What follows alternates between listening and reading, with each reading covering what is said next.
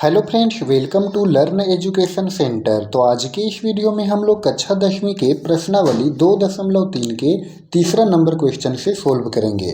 पहला और दूसरा नंबर क्वेश्चन का सॉल्यूशन अपलोडेड है, आप प्ले लिस्ट में जाकर जरूर देखें।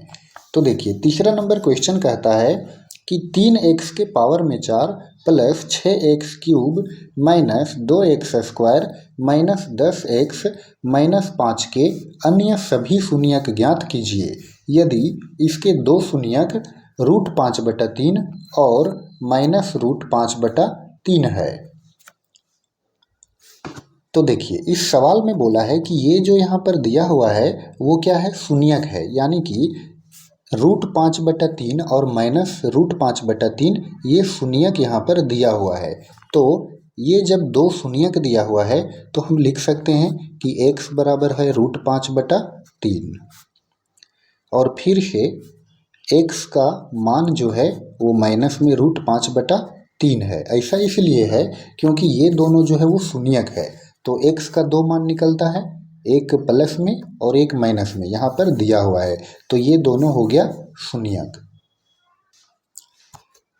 तो यहाँ पर देखिए, x का मान प्लस में √5/3 ये कब निकला होगा, ये तब निकला होगा जब x माइनस √5/3 और बराबर में 0 होगा, ठीक है। और ये x का मान माइनस में √5/3 तब निकला होगा जब ये मान होगा x प्लस √5/3 और इसके बराबर में 0 होगा, तब ये माइनस में √5/3 आया होगा, ठीक है।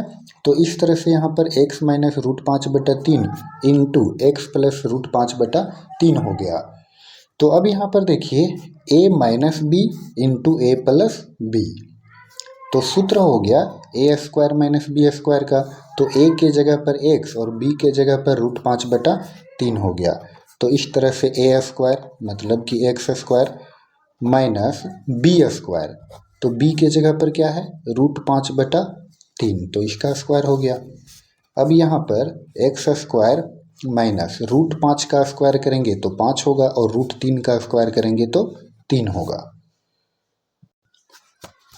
तो अब क्या करेंगे, x² माइनस 5/3 जो हमारा यहाँ पर आया है, इससे क्या करेंगे कि भाग देंगे।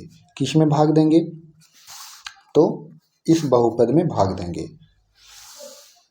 तो बहुपद है 3x के पावर में 4 plus 6x cube minus 2x square minus 10x और माइनस 5 है। तो चलिए भाग देते हैं। देखिए, यहाँ पर है x² और यहाँ पर है 3x के पावर में 4, तो यहाँ पर x², यहाँ 3x के पावर में 4, तो यहाँ पर हम क्या रखेंगे, भागफल में क्या रखेंगे कि इसको और इसको गुणा करने पर 3x के पावर में 4 हो जाए। तो यहाँ पर 3 है, तो यहाँ पर हम तो 3 रखेंगे, है ना।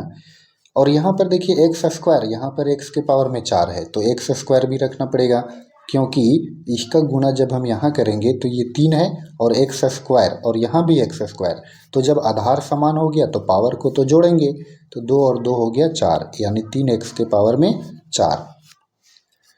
अब यहाँ पर देखिए, अगर हम 5/3, ये जो माइनस में 5/3 है, इसका गुणा करते हैं 3x² में, तो ये 3 और 3 क्या हो जाएगा, कट जाएगा, तो बचेगा यहाँ पर -5x²।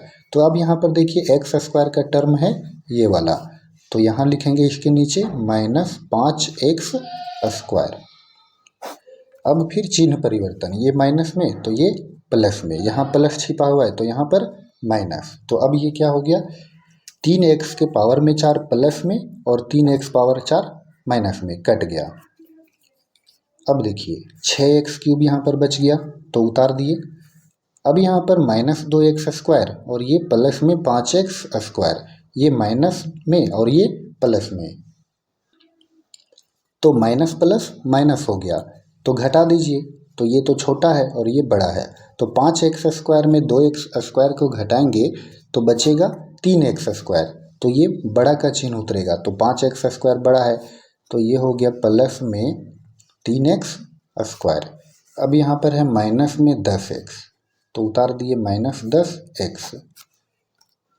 अब देखिए यहाँ पर है 6x³ और यहाँ पर है x²। तो यहाँ पर हम क्या रखेंगे, तो यहाँ पर हमको रखना पड़ेगा 6 यहाँ पर है तो 6 रखे, और x² है और यहाँ x³ है, तो 2 गो x यहाँ पर है गुना में, तो 1 गो x घट रहा है। तो अब यहाँ पर हो गया x² गुना 6x, तो ये हो गया 6x³।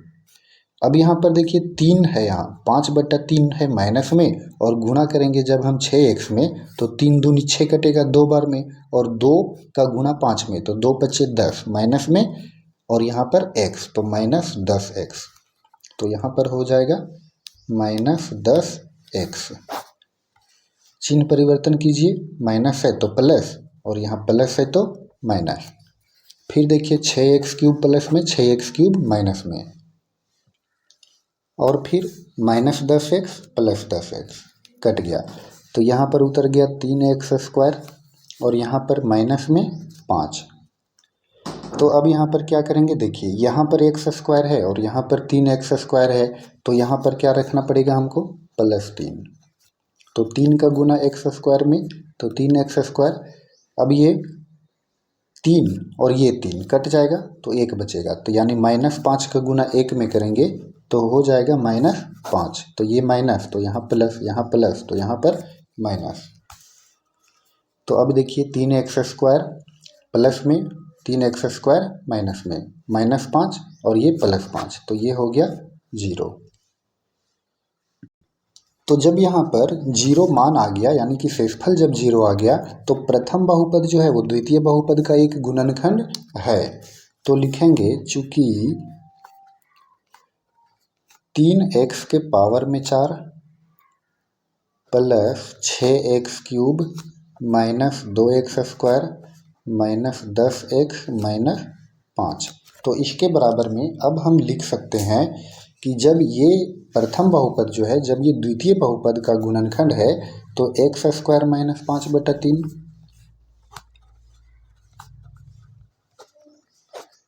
और इसका जो यहाँ पर भागफल आया 3x² प्लस 6x प्लस 3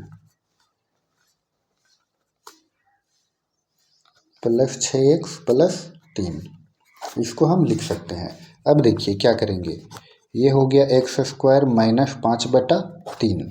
अब इसका फिर हम करेंगे गुणनखंड। तो यहाँ पर देखिए गुणनखंड हम लोग कैसे करते हैं, तो 8 क्लास में ही पढ़ने के लिए था गुणनखंड। देखिए ये प्रथम पद, ये मध्यम पद और ये अंतिम पद, तो प्रथम पद और अंतिम पद का गुणा करेंगे तो 3 तिया 9 हो गया, यानी 9x²। अब 9x² को तोड़ने पर, उसको जोड़ने पर या घटाने पर हमको बीच वाला पद लाना है। तो अगर हम इसको 3x प्लस 3x में तोड़ते हैं तो 3x और 3x जोड़ेंगे तो 6x हो जाएगा, और गुणा करेंगे तो 9x² होगा। तो ये हो गया 3x² प्लस 3x, फिर प्लस में 3x और प्लस 3। तो अब देखिए ये हो गया x² माइनस 5/3।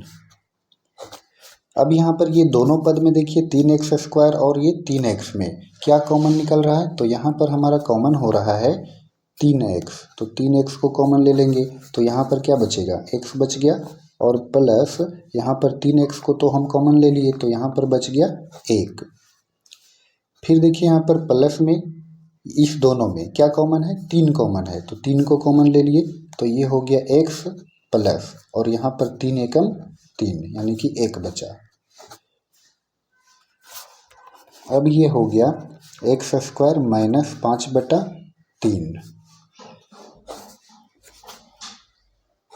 देखिए 3x प्लस 3 हो गया, यहाँ पर 3x प्लस 3 हो गया, और फिर इसमें कॉमन क्या है, x प्लस 1, तो x प्लस 1, ठीक है।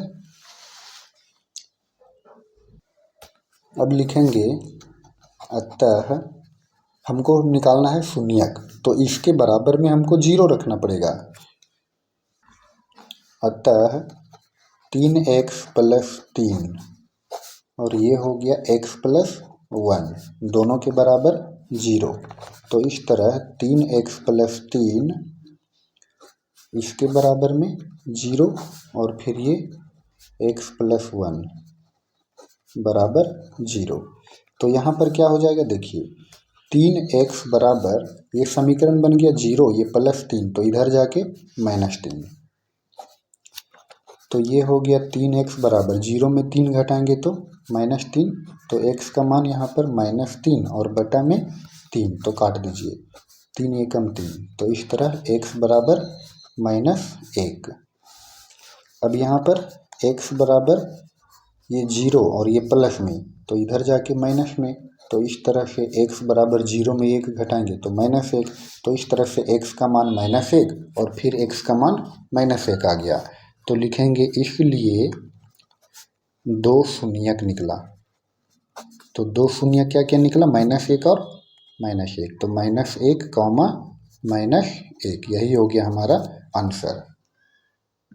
ये सवाल एग्जाम के दृष्टिकोण से काफ़ी महत्वपूर्ण है, तो आप इसे कॉपी पर बना करके अच्छे से रिवाइज कर लें, ठीक है। तो फ्रेंड्स, आई होप कि आपको ये सवाल अच्छे से समझ में आया होगा। तो अगर आपको ये वीडियो पसंद आया हो तो आप इस वीडियो को लाइक करें और कक्षा 10वीं के पूरा चैप्टर का सॉल्यूशन देखने के लिए हमारे चैनल लर्न एजुकेशन सेंटर को सब्सक्राइब जरूर करें। धन्यवाद।